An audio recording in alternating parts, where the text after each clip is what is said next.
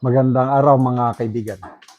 Bigyan natin ng reaction, opinion, itong post ni Congressman Edgar Erese. Isa ito sa mga hinahangaan ko na politiko. May prinsipyo. Taong bayan ang iniisip, ang inuuna, hindi yung kanyang sariling kapakanan o sariling political interest. Sana dadami pa ang mga politiko kagaya nitong si Congressman Edgar Erese. Sabi niya, special session ba o pamamaraan para sa pagpapalit ng pamunuan sa Senado? Congressman Edgar Erese may matinding tanong sa Proclamation number 1318. Nagpahayag si Congressman Egay Erese hinggil sa inilabas na Proclamation number 1318 ng Pangulo na nag-uutos sa Kongreso na magtipon para sa isang special session. Ayon kay Congressman Erese, ito ang tanong: do we intend to finish the bills specified in the proclamation in just one session day? Or is this merely a cover to facilitate a change in the Senate? Leadership change in the Senate? Dagdag pa niya, kung wala namang maisa sa batas o matatapos sa mga panukalang nakasaad sa proklamasyon, ito na, kapag wala pong natapos sa mga panukalang nakasaad dyan sa inyong mga isinapubliko, tiyak na kayo ay mapapailalim sa matinding kritisismo at panunukso mula sa publiko.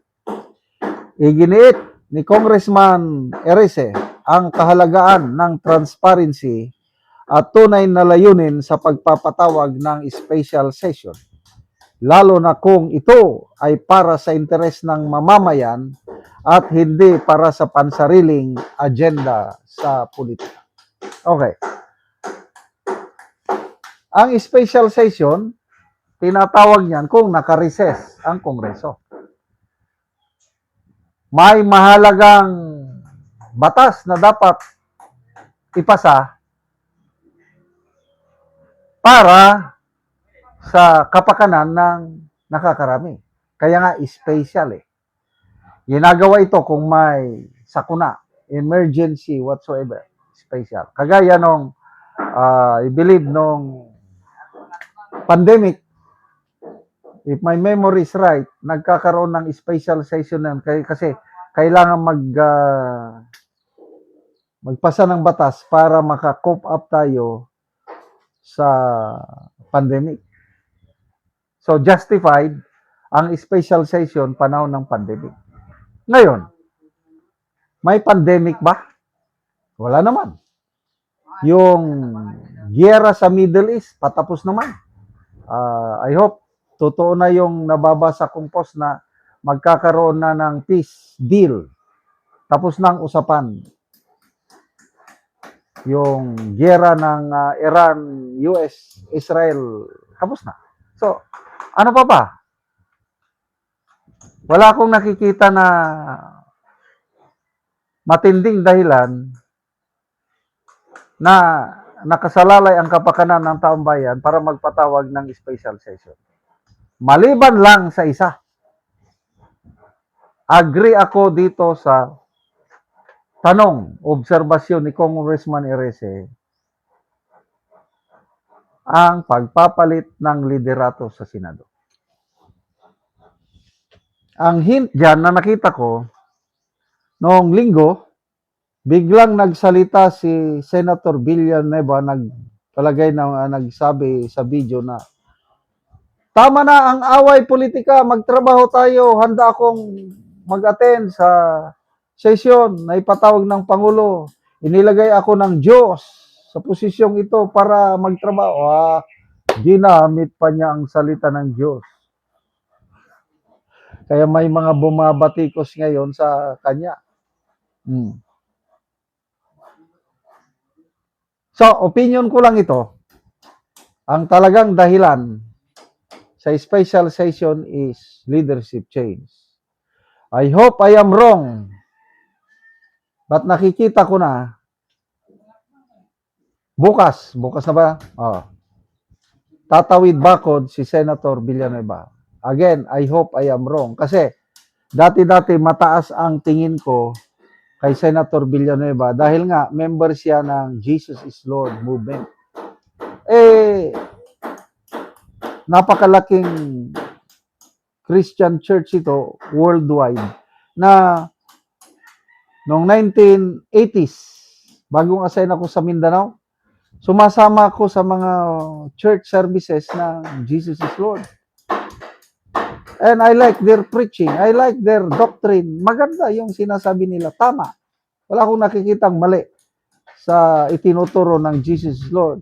Matandaan ko pa nung nag-schooling ako sa National Defense University, Washington DC, USA noong 2005 and 2006. Naghanap ako ng Filipino church at ang nahanap ko doon, Jesus is Lord. Oh, tell you, may maganda akong karanasan sa Jesus is Lord. Kaya nung akusahan nila si Senator Villanueva ng dyan na involved sa flood control scam, halos hindi ako maniwala. Kaya lang nalungkot ako nung bigla siyang nagsalita at ang tono ng kanyang pananalita ay handa na siyang tumawid bakod. Tuloy, si Mayor Magalong nagsalita.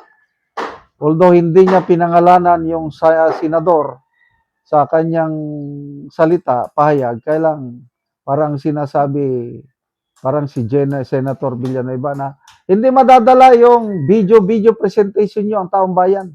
Hindi bobo ang taong bayan na hindi makaintindi sa inyong motibo sa ganon. So, again, huwag kayong mabibigla bukas. Magkakaroon ng bagong Senate President. Ito na yung sinasabi ni Senator Alan Peter Cayetano na Senate of Malacanang. May papasang mga batas? Ay wala. Kasi yung mga batas na sinasabi doon, hindi naman mga urgent. Talagang pansariling political interest ang tunay na motibo ang special session bukas. Sa pananaw ko, opinion ko lang yan. I hope I am wrong. Salamat mga kaibigan sa inyong pagsubaybay sa channel na ito. Nakakatulong kayo ng malaki sa tribong Talanding ng Bukidnon dahil ang sweldo natin sa channel na ito is pantulong po sa tribo. Namimigay tayo ng libreng yero at pako para makapagpatayo naman sila ng mas maayos na tira. Panoorin nyo ang video na ito. Ako diri sa gipatindog nga balay ni Silo sa Natabangan ug Yero nga taga Lower Kalapat. So muna ni ang iyang pag-atupan karon sa natabang sa iyaha nga Yero.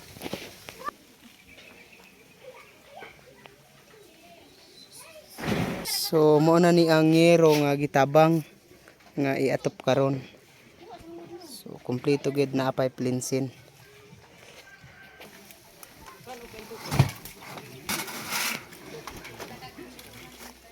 Yang kidunig ka maama.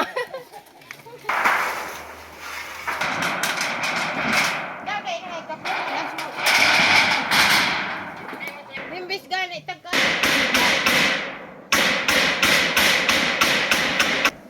Gabi ay.